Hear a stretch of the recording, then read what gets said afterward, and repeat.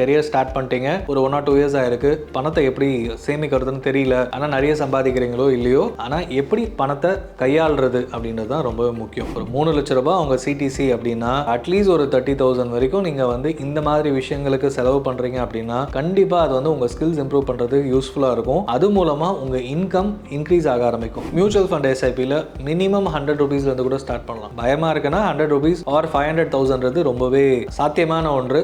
இதெல்லாம் ஓகே, நான் இன்கம் ஜாஸ்தியாக இருக்குது அப்படின்னா ஒரு அட்வைசர் கிட்டயோ டிஸ்ட்ரிபியூட்டர் கிட்டயோ போனீங்கன்னா இன்னொரு கிளாரிட்டி கொடுத்து உங்களோட டவுட்ஸ்லாம் கிளாரிஃபை பண்ணிட்டு அவங்க பெஸ்ட் பாசிபிள் சொல்யூஷன் உங்கள் லைஃப்க்கு ஏற்ற மாதிரி கொடுக்க முடியும். கெரியர் ஆரம்பிச்சு 2 இயர்ஸ் கழிச்சு பார்த்தீங்கன்னா மேபி ஒரு பைக்கோ காரோ வாங்க வேண்டியிருக்கும். அப்படி இல்லைன்னா வாங்குற ஆசை இருக்கும். நெக்ஸ்ட் வந்து ஒரு மேரேஜ்க்கு இருக்கும். ஸோ இந்த விஷயங்களுக்காக நீங்கள் இன்வெஸ்ட்மெண்ட் ஸ்டார்ட் பண்ணலாம். இதை தாண்டி சர்ப்ளஸ் பணம் இருந்ததுன்னா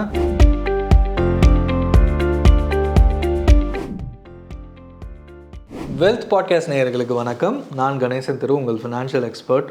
ஸோ ஃபினான்ஷியல் டிப்ஸ் ஃபார் 25லேருந்து 35 வயசுக்குள்ளே இந்த ஏஜ் குரூப்பில் இருக்கவங்களுக்கு, இல்லை 25லேருந்து 30 வயசு. ஏன்னா இந்த காலகட்டத்தில் கண்டிப்பாக அடுத்த நகர்வு வந்து முக்கியமாக, அதுவும் ஃபினான்ஷியலி பார்த்தீங்கன்னா உங்களுக்கு கல்யாணம் நடக்கும்.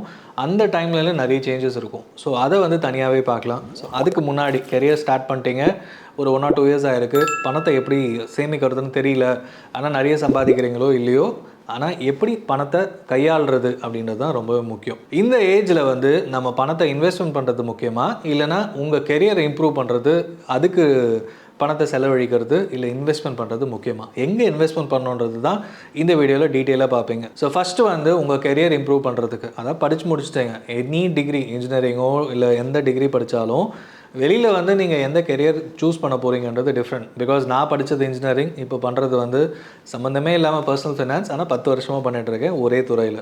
அதே மாதிரி நீங்களும் என்ன வேணால் படிச்சிருக்கலாம். உங்களோட ஆசை, பேஷன், பர்பஸ் எது வேணா இருக்கலாம். அதை கண்டுபிடிச்சி நீங்கள் அதில் ஷைன் ஆகலாம். அப்போது படித்து முடிச்சுட்டு என்ன பண்ணணும்னு தோணும் போது நீங்கள் என்ன பண்ண போகிறீங்க, அதுக்கு இம்ப்ரூவ் பண்ணிக்கிறதுக்கு ஏதோ ஒரு வேலை கிடச்சிருச்சு, இப்போது உங்கள் பணத்தை செலவு பண்ணலாம். அதாவது நீங்கள் சம்பாதிக்கிறீங்க, அதை நோக்கி போகிறதுக்கு எவ்வளோ செலவு பண்ணணும். அதாவது ஒரு ஃபோட்டோகிராஃபியாக இருக்கலாம், இல்லைனா எந்த துறையை வேணால் நீங்கள் தேர்ந்தெடுத்தாலும் ஒன்று டிகிரி அப்கிரேட் பண்ணணும். யூஜி முடிச்சிட்டிங்க, பிஜி பண்ணுறதுக்கு ஆசை இருந்ததுன்னா பிஜி பண்ணலாம், இல்லை ஒரு MBA டிகிரி படிக்கலாம், இல்லை அப்கிரேட் மாதிரி போய் உங்கள் ஸ்கில்ஸ் அப்கிரேட் பண்ணிக்கலாம். டேட்டா சயின்ஸ், மெஷின் லேர்னிங், இது எல்லாமே ஐடி ரிலேட்டடாக இருக்கும். ஏன்னா படித்து முடிச்சது engineering and related to computer சயின்ஸ்னால் இந்த மாதிரி அப்கிரேடேஷன்ஸ்.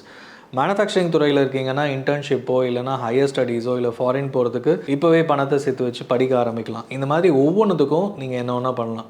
இல்லை உங்கள் மைண்ட் செட் விரிவாக்கிறதுக்கு நிறைய ட்ரைனிங் ப்ரோக்ராம்ஸ் ஆன்லைனில் இருக்குது, ஆஃப்லைனில் நடத்துகிறாங்க, அதெல்லாம் போய் அட்டென்ட் பண்ணலாம். நீங்கள் சம்பாதிக்கிற பணத்தில் வருஷத்துக்கு ஒரு 5 to 10%, ஒரு 3 லட்ச ரூபாய் அவங்க சிடிசி அப்படின்னா ஒரு அட்லீஸ்ட் ஒரு 30,000 வரைக்கும் நீங்கள் வந்து இந்த மாதிரி விஷயங்களுக்கு செலவு பண்ணுறீங்க அப்படின்னா கண்டிப்பாக அது வந்து உங்கள் ஸ்கில்ஸ் இம்ப்ரூவ் பண்ணுறதுக்கு யூஸ்ஃபுல்லாக இருக்கும். அது மூலமாக உங்கள் இன்கம் இன்க்ரீஸ் ஆக ஆரம்பிக்கும். ஏன்னா இந்த ஏஜ் குரூப்பில் நீங்கள் என்ன படித்தாலும் அது வந்து உடனே பணமாக மாறதுக்கான வாய்ப்பு நெக்ஸ்ட் 6 months to 1 year இல்லை 2 yearsலேயோ நடக்கும். நீங்கள் ஒரு ப்ரோக்ராம் அட்டன் பண்ணிவிட்டு பிஸ்னஸ் ஸ்டார்ட் பண்ணலாம், ஒரு பிஸ்னஸ் ஐடியா வரலாம், ஒரு MBA முடிச்சுட்டு அங்கே வந்து குரூப்பாக நீங்கள் ஒரு பிஸ்னஸ் ஸ்டார்ட் பண்ணலாம். ஸோ என்ன வேணால் நடக்கலாம். ஸோ அப்கிரேடேஷன் ஆஃப் லைஃப் உங்கள் கெரியருக்கு ரொம்பவே முக்கியம். ஸோ அதுக்கு எவ்வளோ ஸ்பெண்ட் பண்ணுறேன். ஸோ உங்கள் சிடிசி அப்படின்னு வச்சுக்கோங்க. இல்லை உங்களை டிபெண்ட் பண்ணி யாருமே இல்லை, உங்கள் ஃபேமிலியில் அப்பா அம்மா தனியாக ஒர்க் பண்ணுறாங்க, இல்லை கூட பிறந்தவங்கெல்லாம் ஒர்க் பண்ணிகிட்டு இருக்காங்க, இல்லைனா அவங்களுக்கு நீங்கள் பணம் கொடுக்க வேணான்ற டைம்லைனில் ஈவன் அதிகமாக 5 to 10%, 20-30% கூட யூஸ் பண்ணலாம், இல்லை அப் டு 50-60% பண்ணலாம். மீதி உங்கள் பர்சனல் எக்ஸ்பென்ஸ்க்காக வச்சுக்கோங்க. இது வந்து ஃபஸ்ட்டு ஸ்டெப். ஸோ கெரியர் இம்ப்ரூவ்மெண்ட்டுக்கு பணத்தை செலவழிங்க. யூடியூப்பில் இல்லைனா இன்ஸ்டா பேஜஸில் கேட்குறது, என்கிட்ட ஒரு 50,000 சேர்த்து வச்சுட்டேன், இதை வந்து ஒரு ஸ்டாக் சொன்னீங்கன்னா டெய்லி ட்ரேடில் எனக்கு இவ்வளோ பணம் வரும், அதை வச்சுட்டு நான் எதாவது பண்ணுறேன், இல்லைனா 50,000 போட்டு எனக்கு ஒரு 6 மாதத்தில் இவ்வளோ பணம் வருமா, இல்லை 1 yearல வருமா, இந்த மாதிரி யோசிக்காமல் நீங்கள் என்ன பண்ண முடியும், இதுதான் ஃபஸ்ட்டு ஸ்டெப்பு. அந்த 50,000 இருக்குன்னா அப்கிரேடேஷனுக்கு எந்த இதில் செலவழிச்சா உங்களுக்கு யூஸ்ஃபுல்லாக இருக்கும் அப்படின்றத யோசிச்சு பாருங்கள். இதுதான் உங்களோட ஃபஸ்ட்டு ஸ்டெப்பாக இருக்கணும். மறுபடியும் ரீஹைட்ரேட் பண்ணுறதுக்கு ரீசன் உங்கள் இன்கம் டைரெக்டாகவே இன்க்ரீஸ் ஆக ஆரம்பிக்கும். இன்கம் இன்க்ரீஸ் ஆச்சுன்னா நெக்ஸ்ட் ஸ்டெப் வந்து ஆட்டோமேட்டிக்காக நீங்கள் சேவிங்ஸ் அண்ட் இன்வெஸ்ட்மெண்ட்க்கு ஃபோக்கஸ் பண்ண ஆரம்பிக்கலாம். அண்ட் சேவிங்ஸ் அண்ட் இன்வெஸ்ட்மெண்ட் வரும்போது பணத்தை உங்கள் ஆர்டியிலேயே கொஞ்சம் கொஞ்சமாக பணம் போட்டு வைங்க.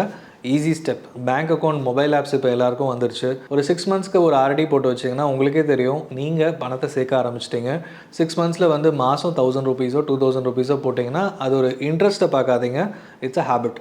இது கிரியேட் ஆன பிறகு இன்வெஸ்ட்மெண்ட் பாயிண்ட் ஆஃப் வியூ, சேவிங்ஸ்னு ஒரு பணம் சேர்ந்த பிறகு ஓகே இனிமேல் வந்து யாரையும் நம்பி, அதாவது உங்கள் பேரண்ட்ஸ் கிட்ட பணத்தை வாங்கி செலவு பண்ணக்கூடிய நிலமையில இல்லைன்னு வந்த பிறகு நீங்கள் வந்து investment point of view mutual ஃபண்ட்ஸில் ஒரு எஸ்ஐபி, அதுக்குமே நிறைய ஆன்லைன் ஆப்ஸ் வந்துருச்சு, கற்றுக்கோங்க. மியூச்சுவல் ஃபண்ட்ஸை பற்றி நிறைய வீடியோஸ் நம்ம சேனல்லே பண்ணியிருக்கோம், போய் பாருங்கள்.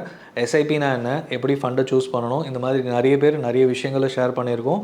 அதெல்லாம் பார்த்து மியூச்சுவல் ஃபண்ட் எஸ்ஐபியில் மினிமம் 100 ருபீஸ்லேருந்து கூட ஸ்டார்ட் பண்ணலாம். பயமாக இருக்குன்னா 100 ருபீஸ் ஆர் 500,000 ரொம்பவே சாத்தியமான ஒன்று. ஸோ அதில் வந்து ஒரு இண்டெக்ஸ் ஃபண்டில் ஆரம்பித்து ஒரு எஸ்ஐபி ஸ்டார்ட் பண்ணுங்கள். 3 to 5 இயர்ஸில் கண்டிப்பாக பாசிட்டிவாகவே உங்கள் ரிட்டர்ன்ஸ் இருக்கும். அதுக்கப்புறமா தேவையான டேர்ம் இன்சூரன்ஸ். டேர்ம் இன்சூரன்ஸ்க்கு ஒரே ஒரு விஷயம், நீங்கள் 3 வருஷம் ஒர்க் பண்ணி ஐடி ஃபைல் பண்ணியிருந்தால் மட்டும்தான் உங்களுக்கு உங்கள் சிடிசி பேஸ் பண்ணி 10 times ஆஃப் யுவர் சிடிசி வந்து உங்களுக்கு டேர்ம் இன்சூரன்ஸ் கிடைக்கும். ஸோ அது வரைக்கும் டேர்ம் இன்சூரன்ஸ் எடுக்க முடியாது. அது வரைக்கும் லைஃப் இன்சூரன்ஸ் போய் ஒரு எல்ஐசி பாலிசி எடுத்துடாதீங்க. ஏன்னா இந்த ஏஜ் குரூப்பில் உங்களுக்கு எல்ஐசி பாலிசி எடுத்திங்கன்னா பல்கான பணத்தை அதில் தான் போகும். ஸோ அதை பண்ணாதீங்க. And then health insurance. இது பண்ண பிறகு ஹெல்த் இன்சூரன்ஸ் வந்து ஆல்ரெடி ஆஃபீஸில் இருக்கலாம், கொடுத்துருக்கலாம், இல்லை நீங்களே தனியாக ஒன்று எடுத்துட்டிங்கன்னா, ஏன்னா இந்த காலத்தில் யாருக்கு என்ன வருதுன்னு யாருக்கும் தெரியல. ஸோ பெஸ்ட்டு வந்து ஒரு ப்ரீமியம் கம்மியாக தான் இருக்க போகுது. ஒரு 10 lakh பாலிசி ஒரு 25 வயசுக்குள்ளே பார்த்தீங்கன்னா ஒரு 8,000 9,000 ருபீஸ் தான் வரும். ஸோ உங்களுக்கு ஒரு பெரிய 10 lakh கவரேஜும் கிடைக்கும், நீங்களும் நிம்மதியாக இருக்கலாம். ஸோ இது ஒரு பெரிய advantage. So and personal accident policy, கண்டிப்பாக பைக்கோ காரோ வச்சுருப்பீங்க, அப்போது அதுக்கு ஏற்ற மாதிரி பர்சனல் ஆக்சிடென்ட் பாலிசி தனியாக எடுத்து வச்சுக்கிறது ரொம்பவே நல்லது. ஏன்னா நீங்கள் நல்லா வண்டி ஓட்டுறவராக இருந்தாலும் ஆக்சிடெண்ட் எப்படி வேணால் நடக்கலாம். ஸோ எடுத்து வச்சிட்டிங்கன்னா நீங்கள் ஆஃபீஸ் போகிறவராக இருந்தால் பெரிய பெனிஃபிட் என்னென்னா, நீங்கள் லாஸ் ஆஃப் பே இருந்தால் நீங்கள் இந்த அலவன்ஸ், இந்த பர்சனல் ஆக்சிடென்ட் பாலிசி மூலமாக 1% ஆஃப் யுவர் சம் அஷ்யூர்ட் வந்து எவ்ரி வீக் வந்து அலவன்ஸாக நிறைய கம்பெனிஸ் தராங்க, இன்சூரன்ஸ் கம்பெனிஸ். அதுவும் நீங்கள் அப்ளை பண்ணலாம். ஸோ இது வந்து இந்த 3 இன்சூரன்ஸு கொஞ்சம் கொஞ்சமாக எப்படி உங்கள் லைஃப்பில் எடுக்க முடியும் அப்படின்றத பிளான் பண்ணி எடுத்துக்கோங்க. மியூச்சுவல் ஃபண்ட் எஸ்ஐபி உங்கள் ஃபினான்ஷியல் கோல்ஸ்க்கு பேஸ் பண்ணி எடுத்துக்கோங்க. இண்டெக்ஸ் ஃபண்ட் ஸ்டார்ட் பண்ணலாம்.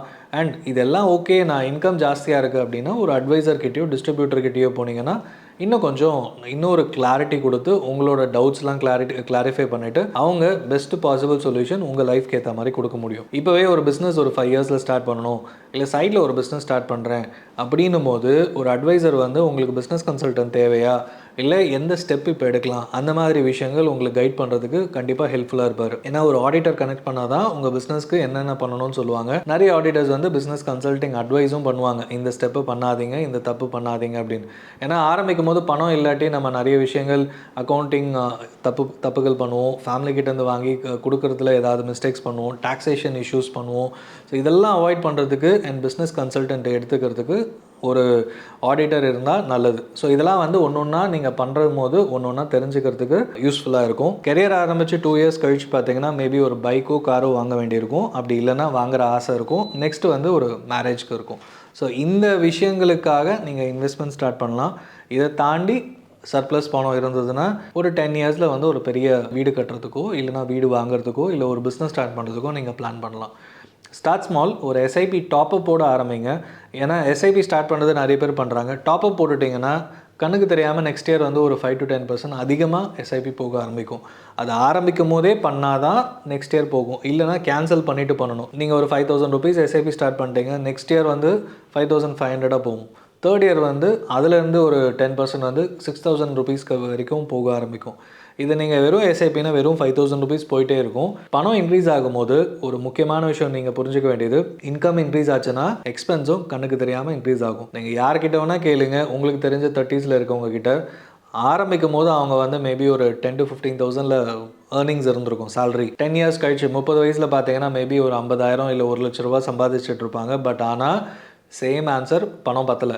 ஏன்னா இஎம்ஐ வந்து இப்போ வந்து ஒரு மேபி ஒரு மொபைலுக்கு இஎம்ஐ இல்லை பைக்குக்கு இஎம்ஐ இருக்கும், போக போக ஒரு காருக்கான இஎம்ஐ, அதுக்கப்புறம் வீட்டுக்கான EMI, personal expenses and life upgradation, lifestyle expenses ஒன்றா அதிகமாகிட்டே இருக்கும்.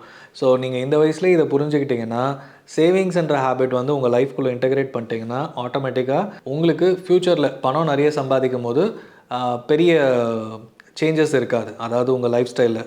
ஏன்னா எக்ஸ்பென்சஸ் அதிகமானாலும் எதை கட் டவுன் பண்ணணும், எது முக்கியம் அப்படின்றது உங்களுக்கு தெரியும். அதுக்குன்னு லைஃப் என்ஜாய் பண்ண வேணாம்னு சொல்லலை, எது முக்கியம் அப்படின்றது. ஏன்னா பொறுமையாக யோசிச்சு பார்த்தா தெரியும். ரீசெண்டாக ஒரு அரவிந்த் சுவாமி இன்டர்வியூலையும் பார்த்தீங்கன்னா வாட்சஸ் நிறைய வாங்கிட்டு இருந்தேன் ஆசைப்பட்டு, பட் ஒரு கட்டத்தில் வந்து மல்டி பர்பஸாக இல்லைனா அதை ஏன் வாங்கணும்னு எனக்கே ஸ்ட்ரைக் ஆச்சு. அதுக்கப்புறம் நான் அதை வாங்குறத ஸ்டாப் பண்ணிட்டேன்னாரு. நானுமே அந்த மாதிரி ஒரு விஷயத்தில் இம்ப்ளிமெண்ட் பண்ணி பார்த்தேன். எனக்கு யூஸ்ஃபுல்லாக இருந்தது. அது வரைக்கும் அது ஒரு கிரேஸ் மாதிரி, சரி ஓகே நான் இதெல்லாம் பண்ணிட்டேன்னா நான் அதை வந்து ஒரு கிஃப்ட்டாக வாங்கிக்கலாம் அப்படின்னு. நீங்கள் நிறைய தேடி படிங்க. இந்த மாதிரி மியூச்சுவல் ஃபண்ட்ஸ் ரிலேட்டடாக, ஸ்டாக்ஸ் ரிலேட்டடாக, பர்சனல் ஃபினான்ஸ் ரிலேட்டடாக கற்றுக்க ஆரம்பிங்க. பிகாஸ் இந்த ஏஜ் குரூப்பில் கற்றுக்கிட்டிங்கன்னா உங்கள் லைஃப் ஃபுல்லாக ஹாப்பியாக இருக்கலாம். ஏன்னா பணத்தை ஹேண்டில் பண்ணுறது யாரும் சொல்லித்தராத விஷயம்.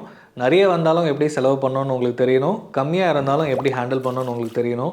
ஸோ நம்ம சேனலை ஃபாலோ பண்ணிகிட்டே இருங்க. இன்வெஸ்ட்மெண்ட் மட்டும் இல்லாமல் பர்சனல் ஃபைனான்ஸ், பிஹேவியர் ஃபைனான்ஸ் அதை பற்றியும் நிறைய விஷயங்கள் சொல்லி கொடுத்துட்ருக்கோம். யூஸ்ஃபுல்லாக இருக்கும் நம்புகிறோம். உங்களுக்கு ஏதாவது இந்த ஏஜில் என்ன பண்ணுறதுன்னு தெரியல அப்படின்னு உங்களுக்கு டவுட்ஸ் இருந்ததுன்னா கீழே கமெண்ட் பண்ணுங்கள், ஆன்சர் பண்ணுறோம். தேங்க்யூ. இந்த வீடியோ உங்களுக்கு பிடிச்சிருந்தா லைக் பண்ணுங்கள், ஷேர் பண்ணுங்கள், கமெண்ட் பண்ணுங்கள். மறக்காமல் வெல்த் பாட்காஸ்ட் தமிழை சப்ஸ்கிரைப் பண்ணுங்கள்.